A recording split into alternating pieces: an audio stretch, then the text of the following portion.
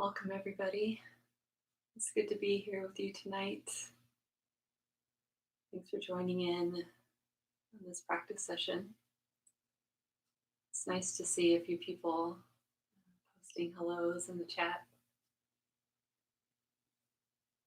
We'll start as we normally do with about a half an hour meditation period. So you can find yourself into a comfortable enough posture to sit for the next half an hour.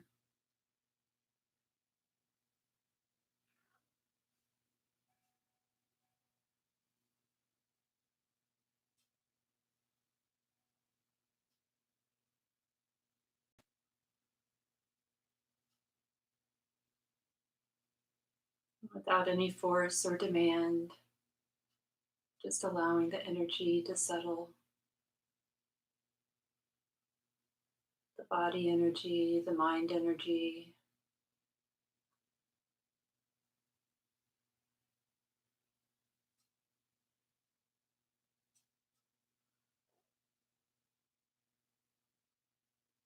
In fact, we're not even requiring anything of the system, just inviting rest.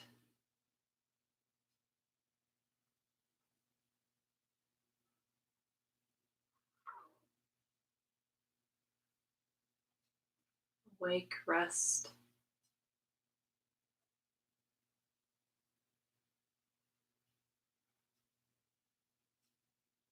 And we can tune into how nice that feels to not have to do anything, have to perform, have to be any particular way.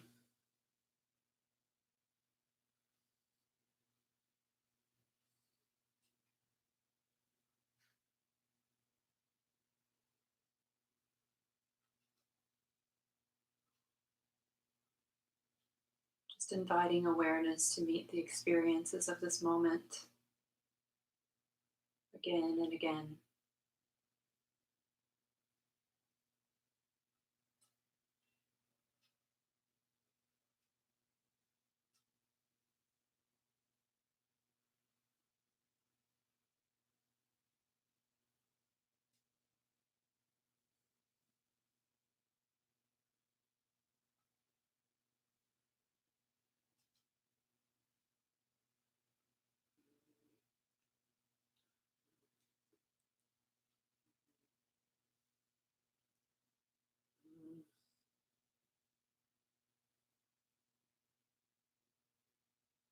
So we establish some intentions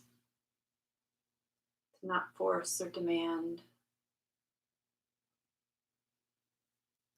It can also be nice to kind of survey the human experience. You can just notice each of the 6 sense doors.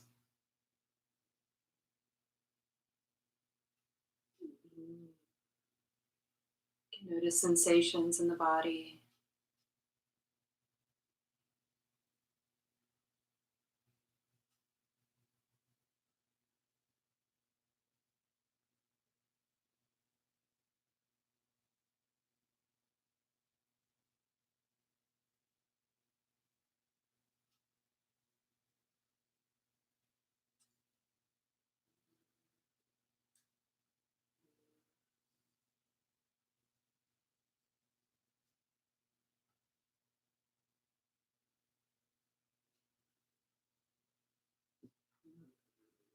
And sound at the ear door.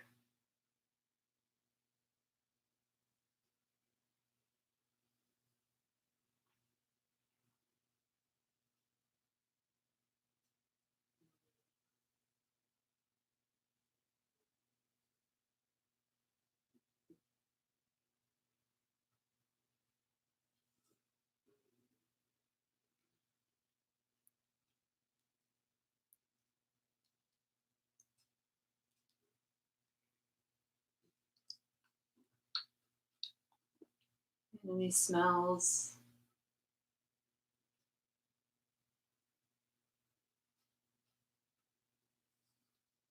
Taste.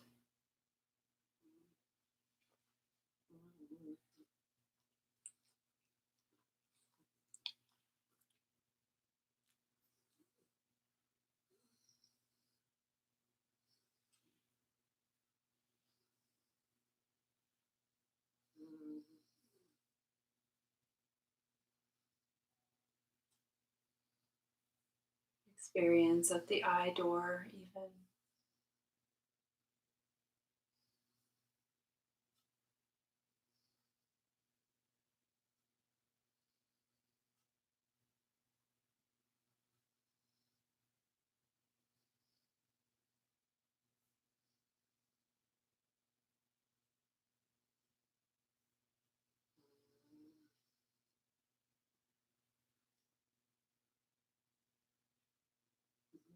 The activity of the mind, perhaps watching thoughts flow through the mind, flips of energy, puffy white clouds flowing through the sky.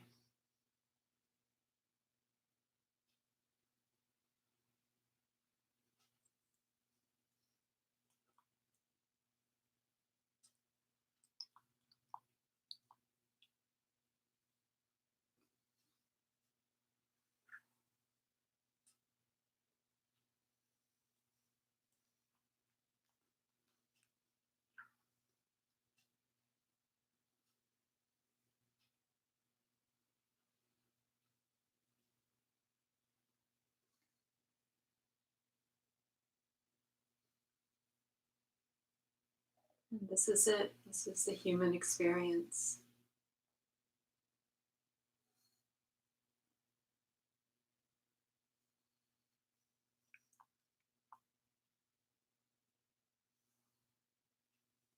Letting go of any preference, just inviting experience to be what it is, tracking what the attention is noticing.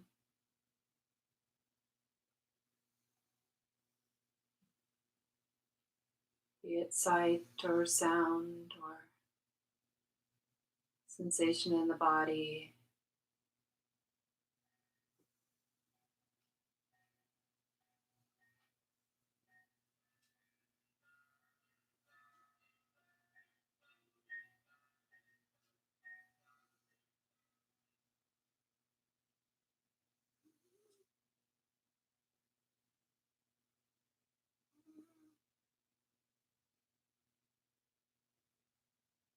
Preferencing one experience over another, not needing to fix the attention on any particular thing like the breath.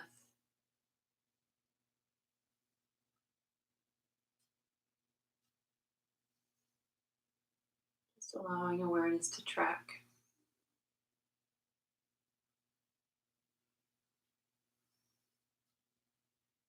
Track experience. Track this human experience in any of these 6 ways.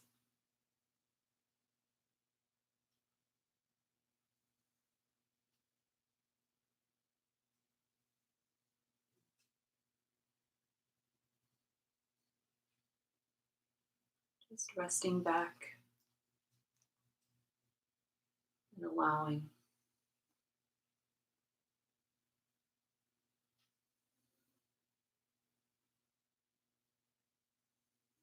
No demands on this heart-mind experience.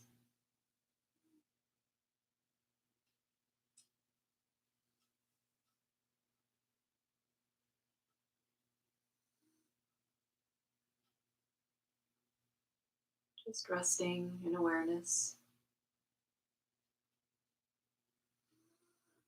As life unfolds right here, like this.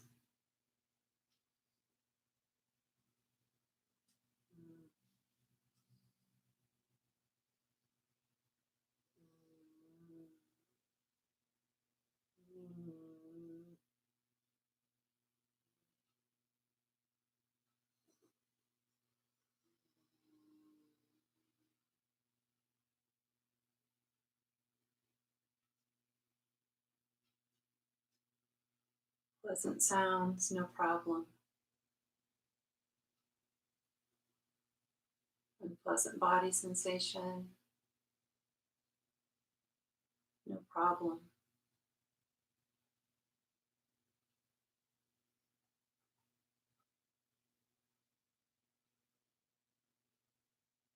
many thoughts, no problem.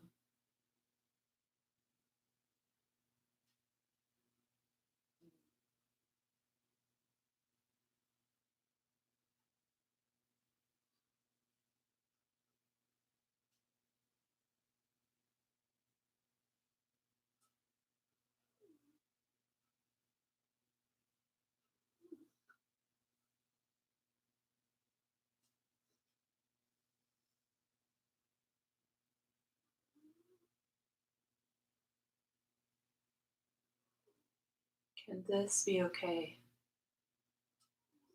This moment, this life,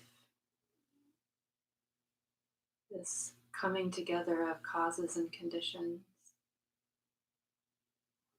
this attitude, can it be okay?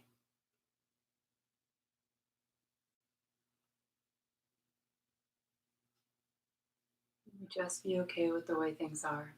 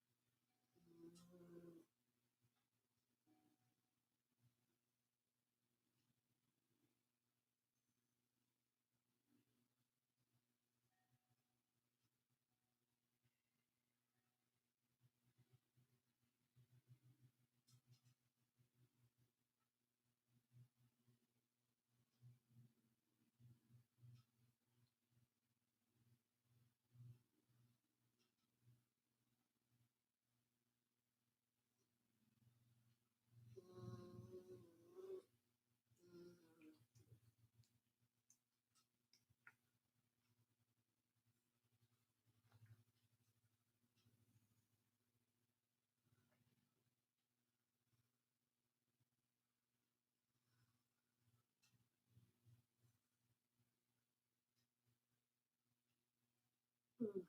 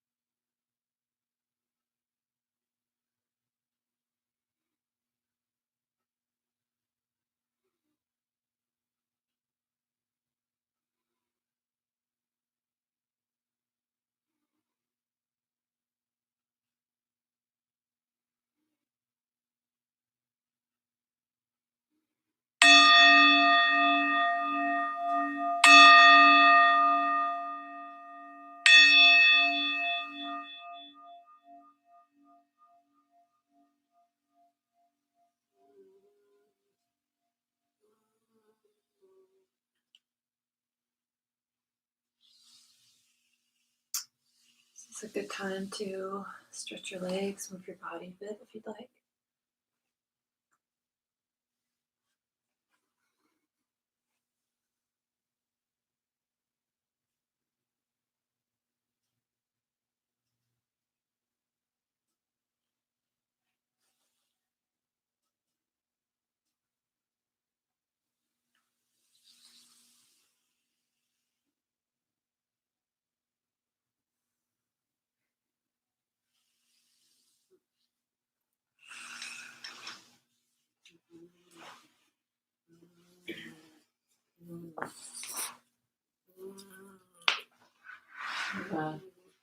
Have friends in the room.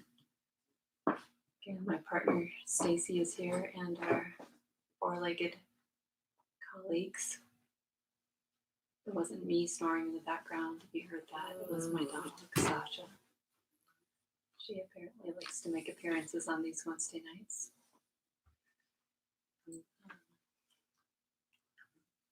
It's good to be with you all. As I said last week, I decided to take these opportunities on Wednesday nights to work through or a book study of sorts with you. And I'll be teaching from this book. It's called Listening to the Heart, A Contemplative Journey to Engaged Buddhism, written by Thanissara and Kittisaro. You don't need to follow along in the book.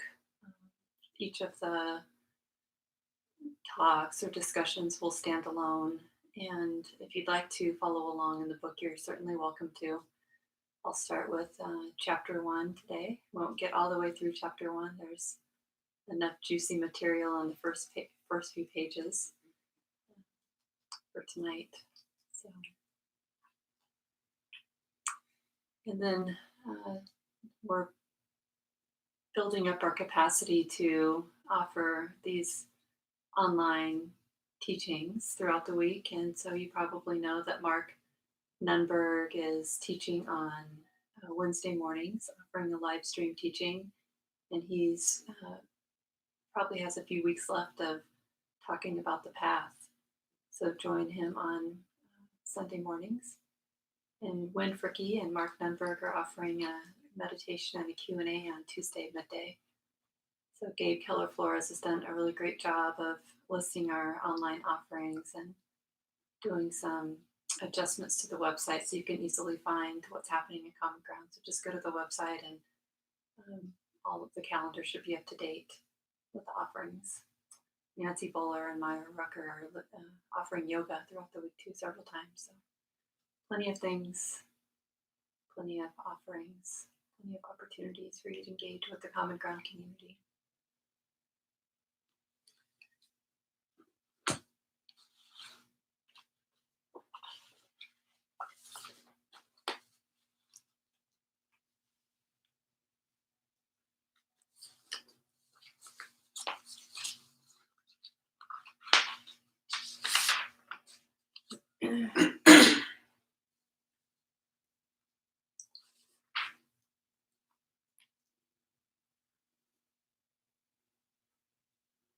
I've been aware at this time of uncertainty, that my mind is acutely interested in the variety of conditions that human beings are living within and among these days. Aware definitely of the privileges of my life, having the space and a home to live in, and places to walk that aren't too busy and such. And how even it's been interesting to notice how even in moments of anxiety and fear and the uncertainty that we're all living with these days, that the mind still has this really natural capacity to care about how others are living and getting by. So I was just aware of that over the last few days, of how natural it is to feel into my own experience and all this moving here, and also to care about what's happening in India and what's happening in New York and Washington, D.C. and Washington State and California and other places in the states, but also in the seas with the cruise ship that hasn't landed yet. And yeah, people who are living in congregate living conditions, and people who are raising children and trying to homeschool and work at home amidst trying to homeschool and take care of daily life. It seems like such a difficult thing to expect parents to do, to work and to raise children and to homeschool children at the same time. Yeah, I work in school, so this comes up for me quite a bit, what it's like to be with children. Yeah, such an interesting time.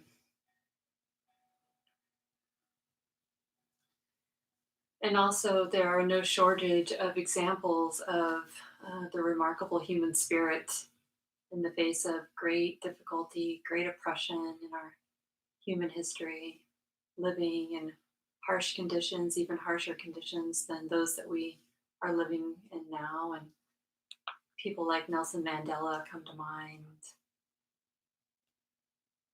people who are living in prisons currently, and yeah, people on the cruise ship who can't get off. And also just ordinary examples of people in that I know, and maybe this is true for you, neighbors and friends that you know who are really have some strength of heart and mind to share with us. Some of you might have seen a video. Kyoko Katayama, one of the teachers at Common Ground, sent it around to a number of people, and we can probably link to it on our website.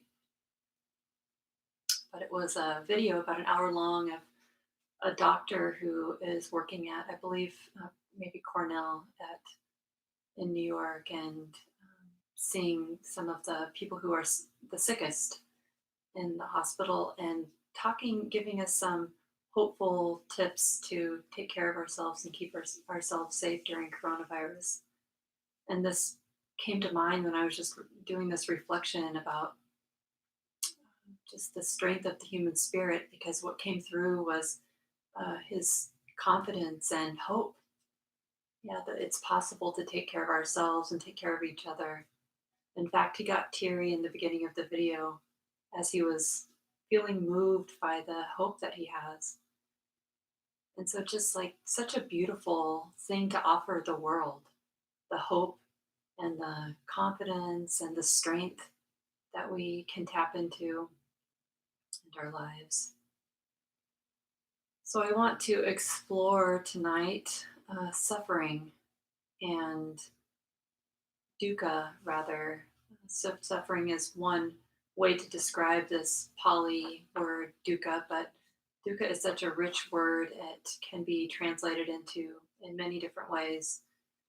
So, I want to explore dukkha and the reality of conditions that we're living in and the option of suffering. So, not a requirement that even when conditions are unpleasant or harsh, even that we have to suffer, although suffering or dukkha is a reality of our human experience. Even though dukkha is a reality of our human experience, we also live with the possibility of feeling moments of ease and peace given the conditions as they are. So we have to, in some way, tap into that possibility, especially during times of stress when we are feeling like our situations are unworkable, for example. And just saying that, cycling through the examples I gave just a few minutes ago. And so as I think about dukkha, immediately what comes to mind are the Four Noble Truths.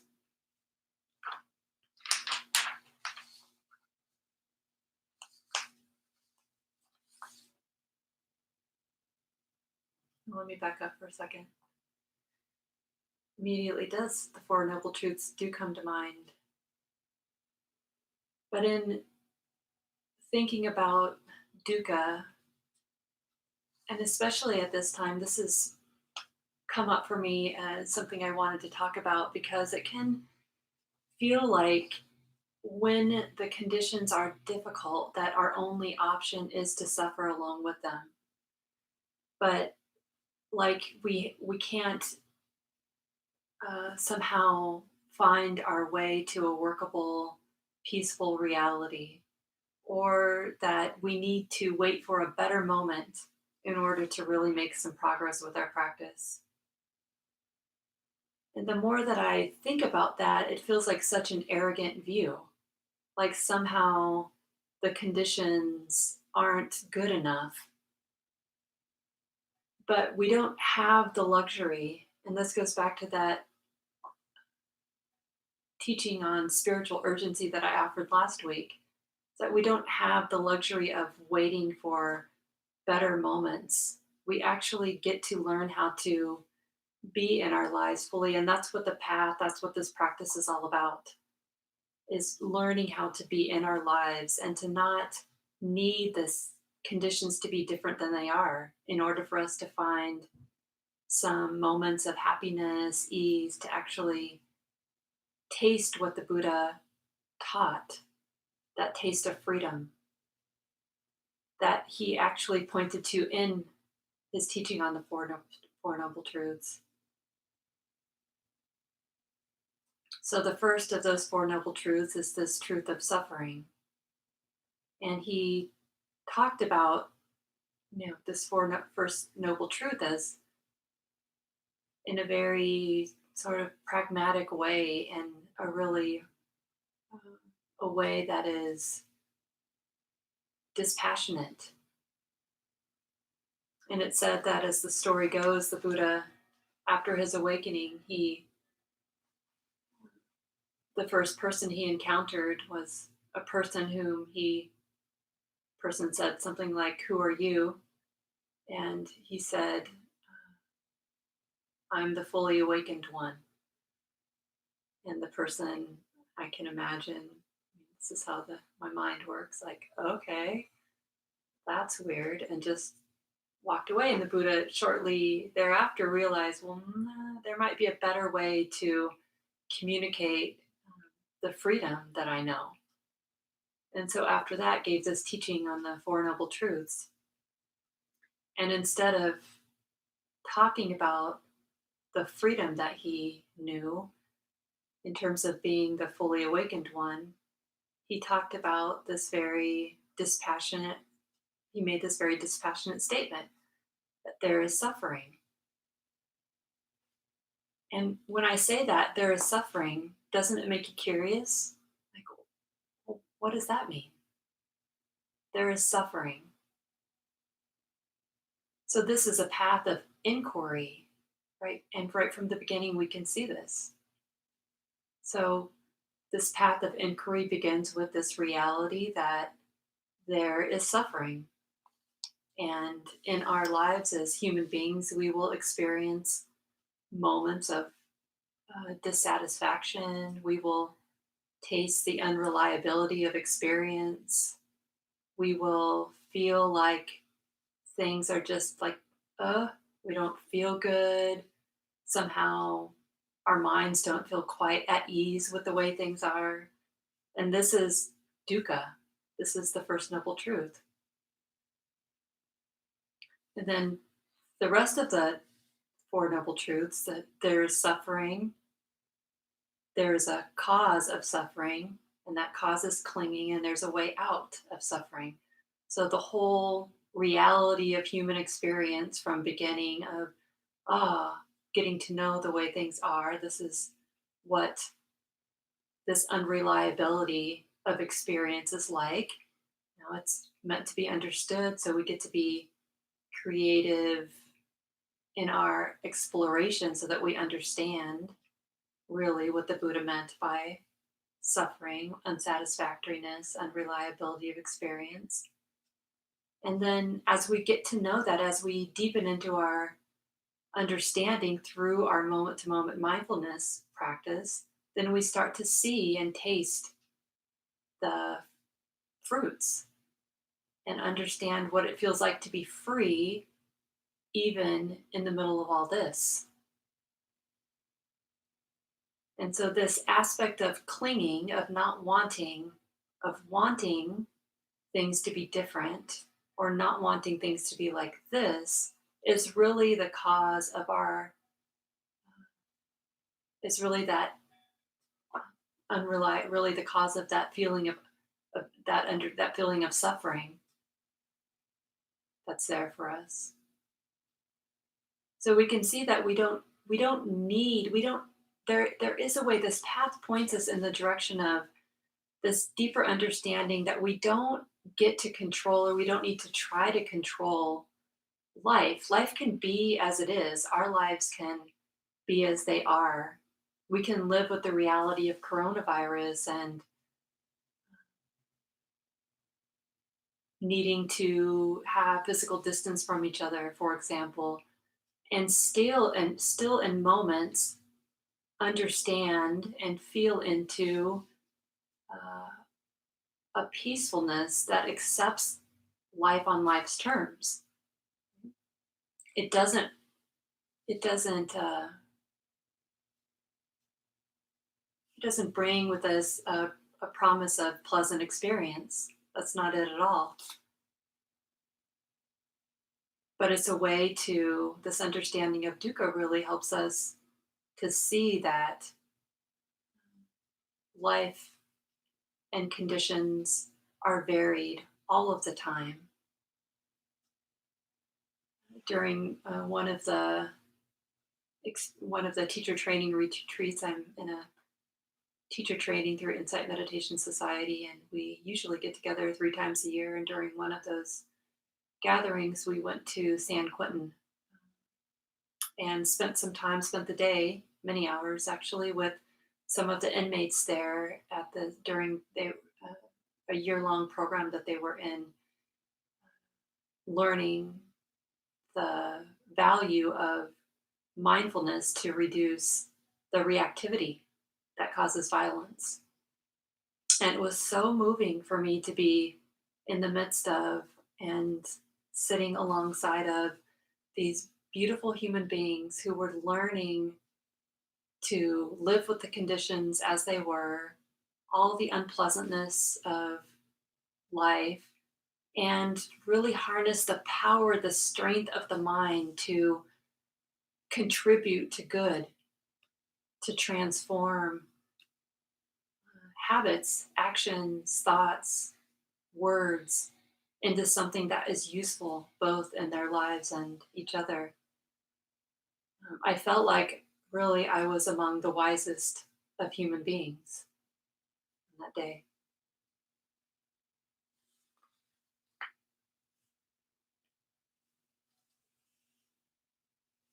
So the Buddha said in the first noble truth that there is suffering, and suffering should be understood. So we get curious about suffering, contemplate it, which means we really need to tune in those moments when we feel like uh, something's not quite right, or we're not at peace. And how do we know? We know because we look, right? We know because we watch. We watch our minds. We learn how to connect with our bodies. And in these moments of connection, of connecting with the truth of the way things are in the heart, we can start to feel into uh, that feeling that things don't quite feel right here. And then, of course, we can see this in more obvious ways. I've been tuning in for myself in the subtle experience of not quite feeling right. But then we have these moments when it's really obvious, like moments of anxiety or restlessness that feels like we can't sit still, or we don't know how to be still, or sluggishness where we don't actually want to get up and do anything, or we want to just pull the covers over our head and pretend like our the conditions that we're living in is other than the way it is. So fear, anxiety, this wanting to, you know, low energy states, lack of motivation, or depression, apathy, or restlessness, anger, high energy states like these. These are some of the obvious ways where we notice our own suffering or the heart's entangled. But there are these ordinary moments too where there's just a subtle feeling of this ease that's there. So I've been curious about these moments in my life and really challenging my mind to notice them like, oh, not wanting something or wanting something to be different, like this isn't okay. Somehow this moment isn't okay. And this is suffering right here. Mark is good for these little pithy reminders. And one of the things he said to me more than once is, well, what is more interesting? What in the world? This is me, Shelly, talking, but Mark is, I translate Mark's words into like, what in the world could be possibly more interesting? Mark has just said, well, what's more interesting than the suffering in the heart right now? And then I would go, oh, sweetie, like, what in the world could be more interesting than this? This that is moving right here in the heart. It kind of dispels that false notion that there's a better moment for practice, that I have to look for something more substantial or um, bigger, bigger. But what about this entanglement, this subtle entanglement right here?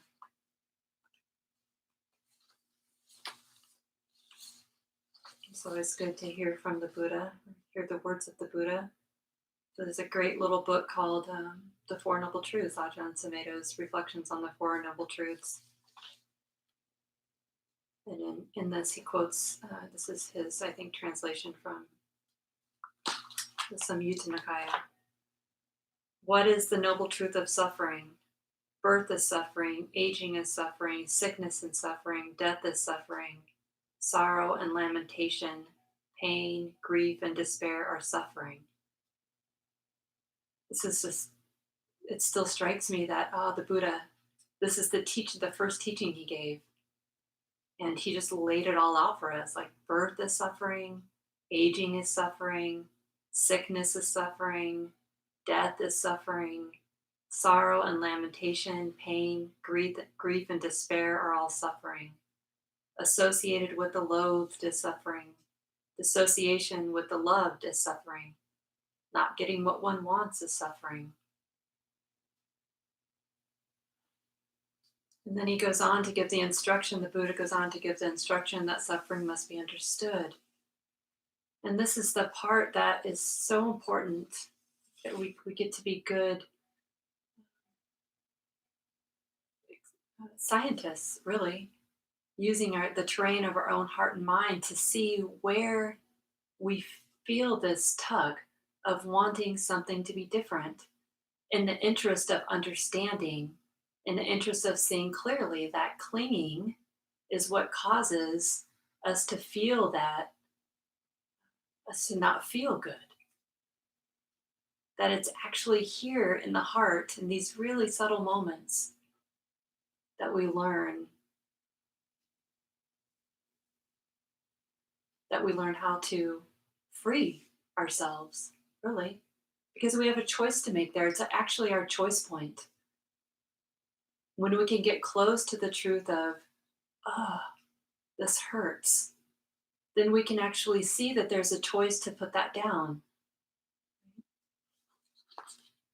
I listened to a great talk the other night, a couple nights ago. My dear friend Young O was teaching the with the with the Durango Dharma community. Young is in my training with me, the teacher training, and he told a story about how difficult it is right now for him to be apart from his mom, who is living in assisted living.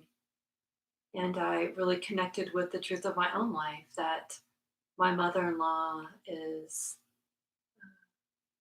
has just started chemotherapy for cancer, and that requires her to go into the clinic, the hospital clinic, every other week for an injection.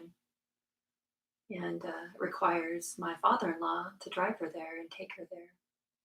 So we've got two people in their mid 80s going to the hospital for treatment, and it's such a hopeless, helpless feeling to be here and not able to go and help them.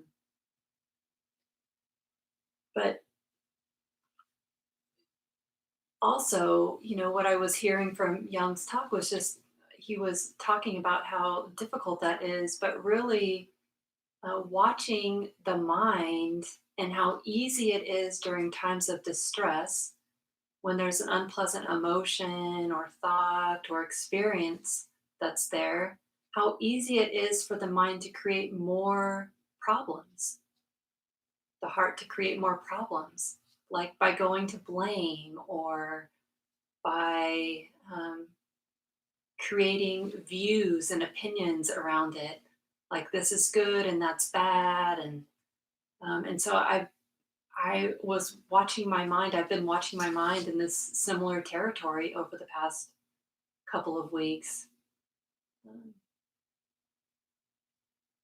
and I felt the strength of, like, I actually felt called out, like, uh, as he was pointing to the resolve that it takes to watch the mind, to really care about not causing more suffering for ourselves, which really asks us to watch our minds, to not squander these moments, these beautiful moments of practice that we have, even in the midst of these conditions that feel at times unworkable, but to use our whole life to accept that our whole life is a ground for practice. And so I was inspired over the past couple days to do a better job at watching my mind and noticing my laziness. That somehow there's like the mind gives itself an out. Like, well, under these conditions, it feels appropriate to be self righteous, to be angry, to let the mind indulge in anger. But what's actually happening when the mind takes refuge in anger, when it indulges in something like anger or fear, then it just sets in motion, it plants seeds of ill will. And that's not what I want to do. That's not actually what's going to be useful for my own life, for my life with my family, for the world. So taking full advantage of these moments that I have in the complexity of life, the way that it is, being here at home, working from home, to watch my mind, to be a little more diligent about watching my mind, to really find that strength of resolve that is there, that knows really deeply that it's not going to help to plant seeds of ill will in the world. And if we need any evidence of that, we just have to turn on the news. This isn't, this coronavirus is a newer reality for us, but the seeds of our bad habits have been planted long ago. So we can, no matter where we lean politically, we can feel the impact of manipulation and lies that uh, it's possible that, we live with. And we can feel the impact of oppression and inequities that we are also a part of. When the mind is colored with greed or aversion, then it's not possible to see clearly. We don't see our own good, we don't see the good of each other. And that tint, acting out of that tinted lens, only sets things in motion, only sets something in motion that will be not beneficial to our collective growth, to our collective survival.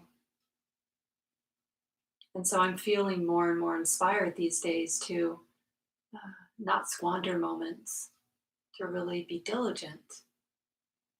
I was noticing this just in ordinary moments, around the house, as I'm making lunch, as I'm um, deciding what to do with my time, as I'm taking a walk with my dog. And this is something we can all do. Use the moments of our lives for waking up, for paying attention to what we're setting in motion, to noticing the feeling of suffering that's there when we are wanting things to be other than the way that they are, and not adding to that by setting something in motion that's going to be more painful down the road.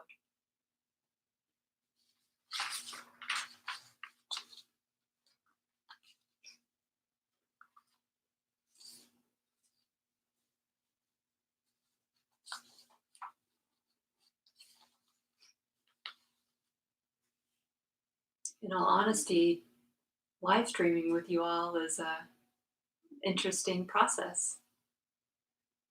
Something that I wouldn't have I wouldn't have been excited about. But learning how to feel connected to a community of people who are waking up in the same ways that I am, that are curious and interested in living lives of freedom, is a really beautiful thing, because it forces me to not reject the reality of this, being here alone with this little green dot on my camera or my computer that I imagine 50 or 60 people behind, but to really ask the heart if it knows how to be good in this moment, instead of this little undercurrent that, well, this is not that good. Thanissara in chapter 1 says that the mantra of dukkha is not good enough. So it's this little message behind the scenes that's like, well, this isn't really good enough. Well, what if this is good enough? What if this is good enough to watch the mind, to watch the heart, to feel where it's rejecting, where it's pushing something away, and to really ask that question, to find the resolve in this moment that goes like, well, can this heart care? Is it possible to actually set something beautiful in motion? So just from time to time, I allow images of you all to be here with me. So I feel like, in this moment, that I'm actually surrounded by beautiful human beings who care about waking up the way that I do. And some of your faces pop into mind. And so I'm actually looking at this dot, but I'm finding ways to make this workable so that my mind isn't creating more problems. So that I'm not rejecting that little tug of the heart and setting something in motion that won't be useful down the road.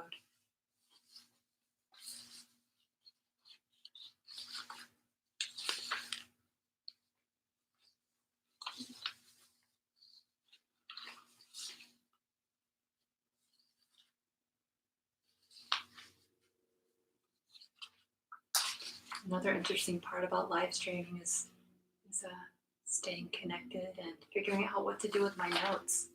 So I've been talking extemporaneously, and I'm remembering that I want to go back and add a little bit more about dukkha. So I'm just going to go ahead and do that and allow this to be good enough to go back and not have to have everything be completely fluid. So there are 3 types of dukkha that we can learn to tune into, that we can understand, that we can be good scientists of and notice in our hearts. And the first one is dukkha. It's the suffering, this ordinary physical and emotional pain. And it doesn't mean unpleasant experience. This is important. It's not the unpleasant experiences that we're targeting, but dukkha dukkha is that relationship to ordinary physical and emotional experience, right? So it's the relationship that's important. It's what makes it possible for people who live in extraordinary conditions, right? It's what makes it possible for uh, people who are in the middle of chaos, for people like Nelson Mandela, who spent more than 2 decades in prison, to actually find some peace in the heart. It's what makes it possible for the doctor in that video to actually find confidence and hope when he needs it. Because it's the relationship to experience that impacts whether or not we suffer. So the emotion or the physical body, the physical and emotional discomfort and pain that all humans experience in their lives. And the only way to keep dukkha dukkha from arising is to change our response to unpleasant experience. If we can acknowledge unpleasant feelings and sensations and be with them and let them run their course, then dukkha dukkha does not need to arise. And then there's a second kind of suffering, a second kind of dukkha, viparinama dukkha, and this is the suffering of change. So it's the clinging to experience when, along with the reality that all experience will come and go, will cease to exist. So it can be that, wanting, it's like that indulging in something pleasant and wanting it to last forever, right? It doesn't mean that we can't enjoy, but moment to moment, we might even see this happen. We might be taking a bite of really delicious food and feeling the pleasantness of this. And then at some point, the mind remembers, like, oh, this is going to end. It doesn't. It doesn't make sense to take refuge in this bite of food because it's going to end. So that the dukkha of change is when the mind forgets that.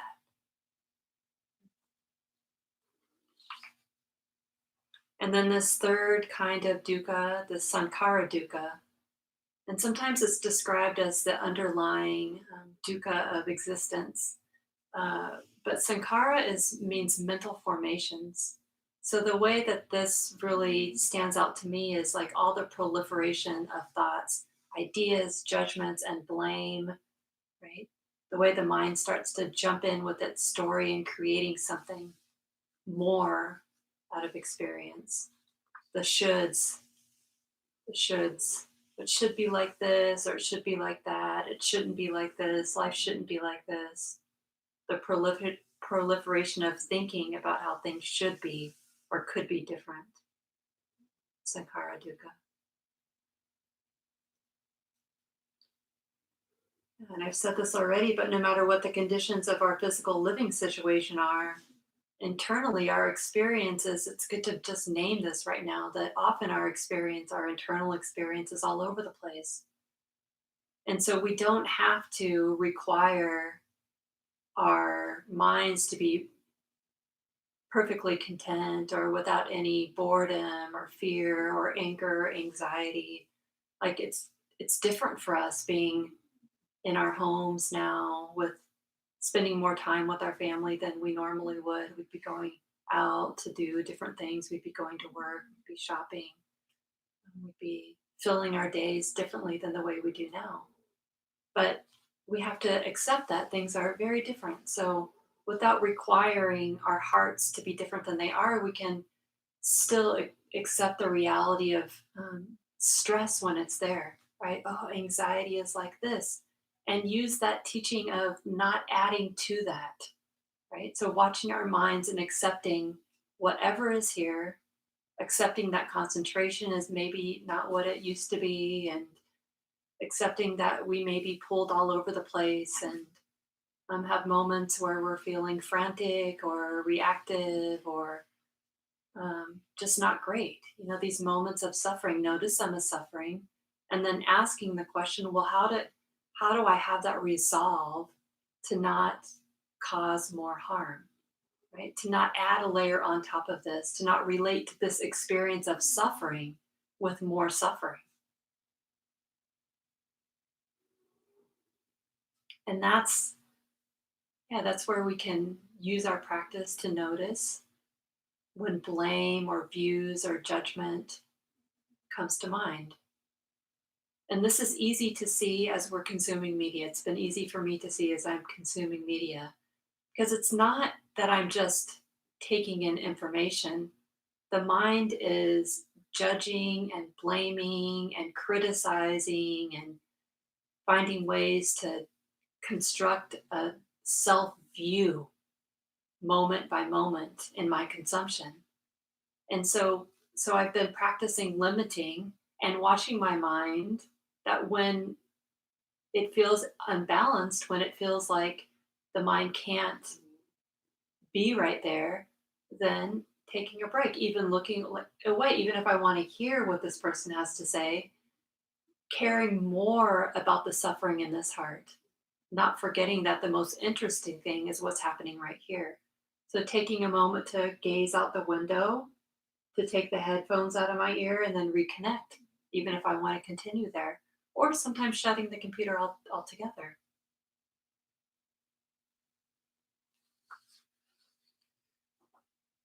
Yeah, I pulled this little um, piece of paper off the bulletin board in the kitchen on the way in, and it's something that my partner and I walk by all the time. And it's a good reminder that suffering is the thought, this isn't it, but wisdom is the thought, what if this is it? So even in moments when we feel the heart entangled, when we feel dukkha, when we feel the reality of dukkha, for example, this is a very obvious kind of dukkha, the dukkha of emotional pain or physical pain, that even in that moment, we can say, well, what if this is it? And that's a little bit of wisdom that's there, even in that moment of suffering. Like, what if this is it? What if this is the teacher that I get to have right now? What if I don't allow the mind? What if I have the resolve to not allow the mind to keep searching for something better, right? A better moment, less a moment of no fear, less reactivity, a moment of no anger. What if I just care about this? Like, take care of this anger. What am I called to do with this moment? So that I'm setting something beautiful, something useful in motion and not contributing to more suffering for myself and others.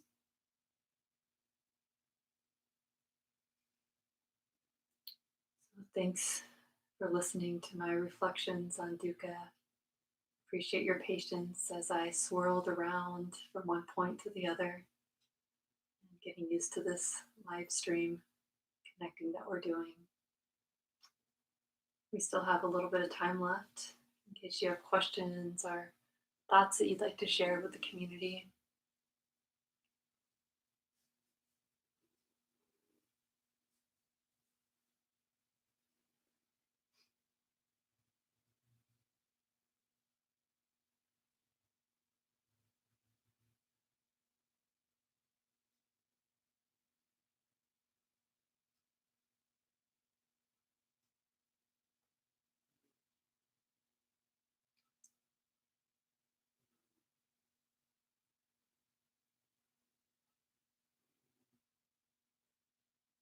It's very sweet to have the live chat, that we can connect, we can see each other this way, we can feel the presence of one another.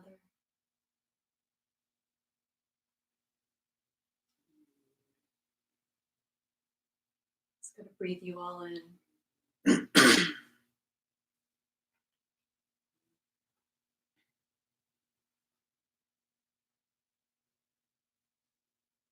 So there is a question. When you say take care of this anger, what might that be like or how? So there's a comment about the comment that I made. taking care of this anger? And what might that be like? How might we do that? And that's a great inquiry. Yeah, I would encourage you to look, be on the lookout for anger in all of its forms. There's so many forms, from subtle irritation and annoyance to full blown rage, and to really ask that question, well, what does it mean? How can I take care of this anger right here and right now? And the answer that I would give to you here might be different than the answer you discover on your own. Because these maps, these teachings are only a part of the journey for us. The work is actually ours.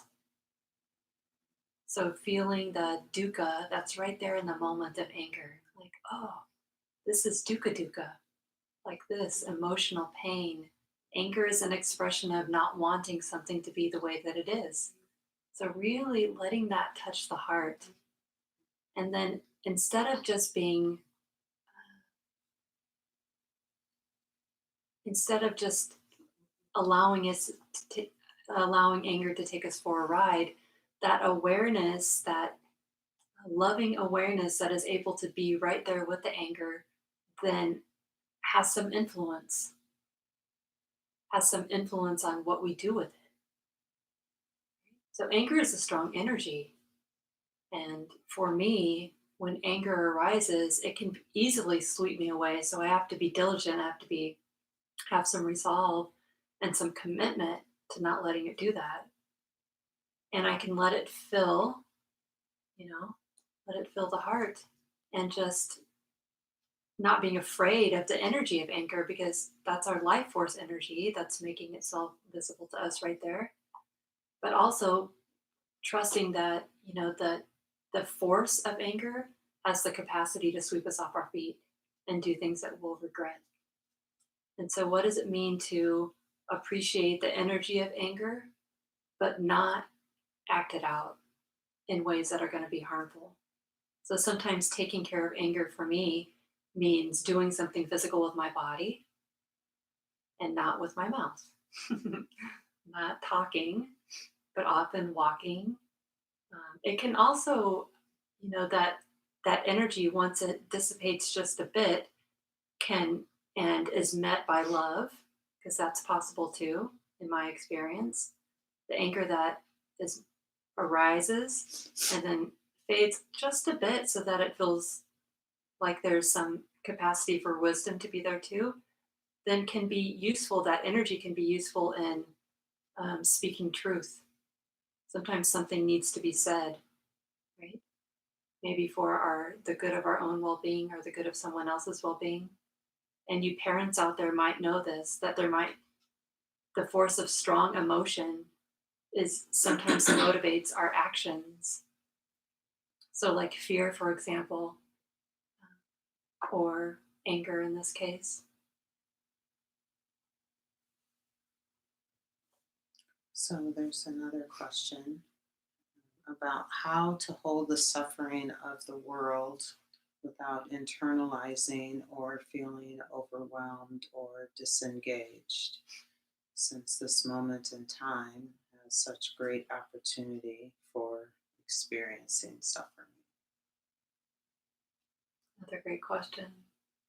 This is a question about how to hold the suffering of the world without internalizing it or feeling overwhelmed.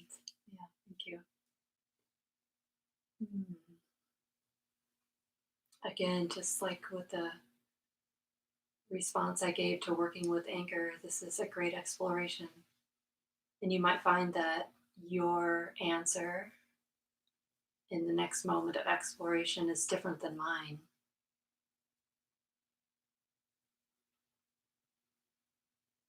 But for me, it's really important to not be in denial about the state of the world right now.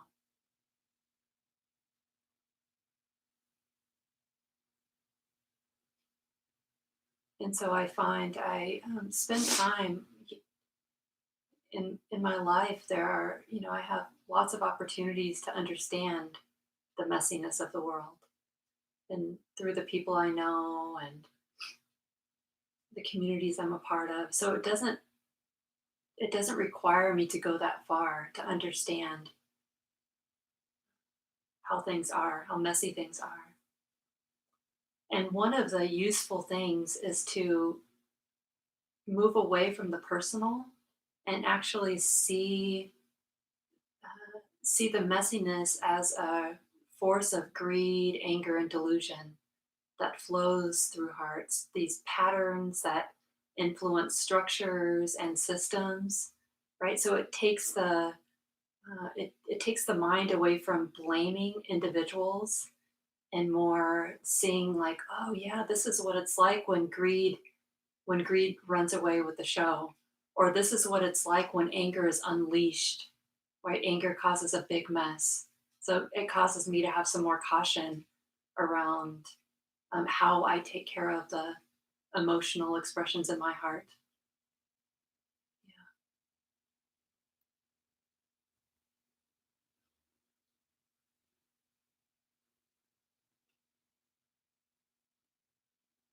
there's probably a lot more that can be said right there.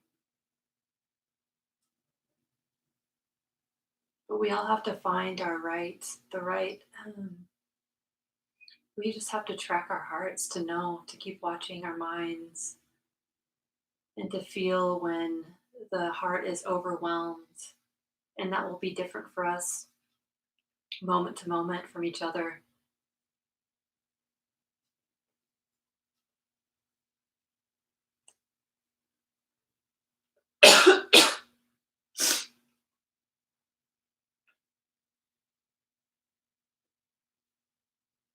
And so, what we do to have some balance of mind and not tip into overwhelm will be slightly different for each of us.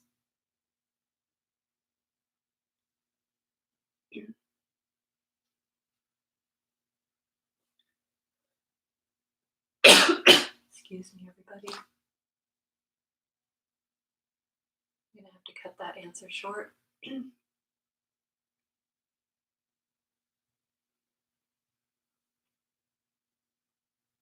And it's 9 o'clock, so it's time to say goodnight. But I'll keep the live chat open for 10 minutes or so. And if you have more questions or comments about practice, or you just want to connect with each other, you can continue to do that.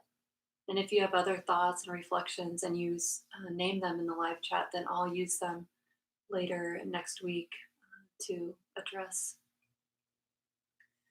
Thanks for being here. Sending big love to you all. Wishing that you have moments where you can feel into your strength, where you can find your resolve, where you can touch the dukkha in your own hearts and set beautiful things in motion for yourself and others.